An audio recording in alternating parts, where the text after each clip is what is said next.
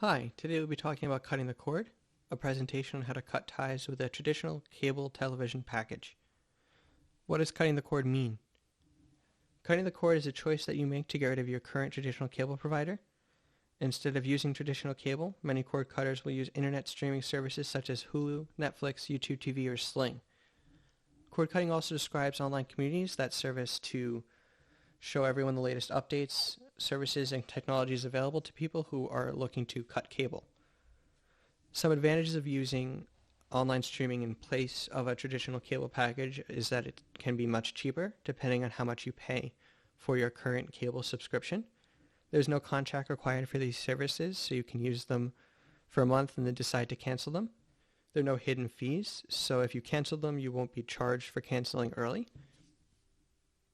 These services are very flexible, so you can mix and match these services by combining multiple services per month, so you can get the benefits of all of them.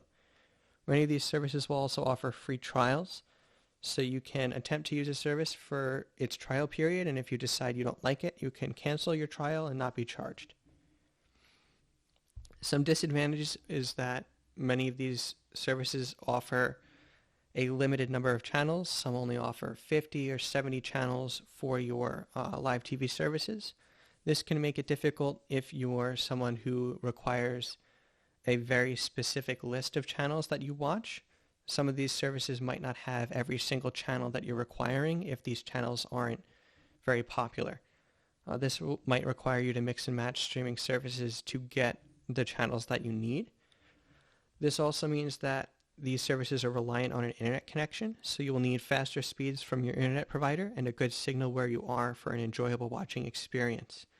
So if you have a router on one end of your house and you're watching TV on the other end of your house, you want to make sure that the internet connection by your TV is at least 20 megabits a second. This will guarantee a good and reliable signal so you can watch without interruptions. So should you cut the cord? Here's the costs of some popular cable alternatives. Netflix Premium is around $16 a month for their top-end package. Disney Plus starts at around $7 a month with a bundle that they offer with Hulu and ESPN Plus for $13 a month. Apple TV is around $5 a month, but comes for free for a year if you buy a new Apple device. Sling Premium is usually around $30 a month, but they'll offer deals and packages where it can often be cheaper for the first month. YouTube TV is around $50 a month, with Hulu and Live TV being around $55 a month. Amazon Prime, if you already have a Prime subscription, includes Prime Video. This is $119 a year or $59 a year for students. Philo Premium is $20 a month, and Fubo TV is $45 a month. Here's some free streaming options that you could look into. Crackle and Tubi TV will offer free movies and TV, though the movies and TV shows found on these services will often not be the latest movies and TV shows. Free movies on YouTube and Vudu are very similar to Crackle and Tubi TV, but will again not offer the latest movies and TV shows. Canopy and Hoopla are great services for watching TV shows and movies. These do require you to sign in with your library card. All you have to do is when you go to these websites, choose your home library and then sign in with your library card information, and you'll have access to their content. Locast and Plex are also great options. What about an antenna? tvfool.com allows you to see if you'll have a benefit from using an antenna, although generally it's found that you only have success if you live very high above ground level, live near water, or have an antenna on a boat, or mount an antenna at least 30 feet above ground level with the correct angle and direction. Most window antennas won't pick up that many channels, and it's usually found that these antennas aren't beneficial for most people using them unless you live in ideal conditions. What are the requirements to start cutting the cord? You'll need a moderately fast internet connection, at least 20 megabits a second download to all devices that will be streaming. This can be tested with multiple websites such as speedtest.net or Google's Speed Test. You'll also need devices that can play these streaming services. Here's a list of some popular streaming devices. The NVIDIA Shield TV can be $150 or $200 depending on the model that you choose. The Apple TV is around the same price for their two models. Roku offers a variety of models ranging anywhere from $30 to around $100. The Chromecast offers a basic model at $35 with a 4K model at $70. The Fire TV can range anywhere from $25 to $120 depending on the model you choose. And then I also listed the PS4 and Xbox One as options that can stream devices. So the Nvidia Shield TV is a high-end streaming device. It can game stream if you are looking to stream video games as well as TV shows and movies. It can handle various video and audio feeds natively. It can support up to 4K. The Apple TV is a high-end streaming device. If you like the Apple ecosystem, this might be a great device for you. It can support audio and video codecs natively, and it can also watch 4K with the 4K model.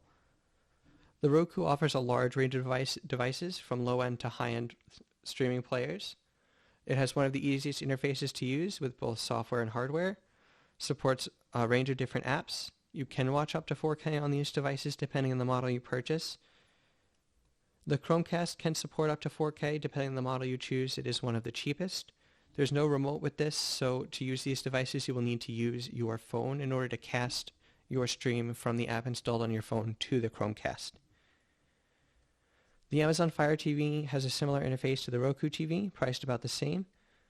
Supports a bunch of different apps. If you like Amazon's interface and you have a Prime account, this might be a great option for you. The Fire TV stick, the base model I found, can get a little hot and this can cause it to slow down. So if you're going to be using it quite a lot, I might recommend getting a higher end model from Amazon's Fire TV instead of their base stick, although it is still a great device. Both of these are fully functioning gaming consoles. Both can play Blu-ray, and both have support for up to 4K. I would not recommend buying one for the sole purpose of streaming an internet streaming service to these. I am only putting them here if you have one of these consoles or was planning to buy them for their regular use case. Don't buy them just for streaming. If you're also looking for a gaming console, these are great options to do both. Smart TVs also have many of the functions of the standalone streaming devices.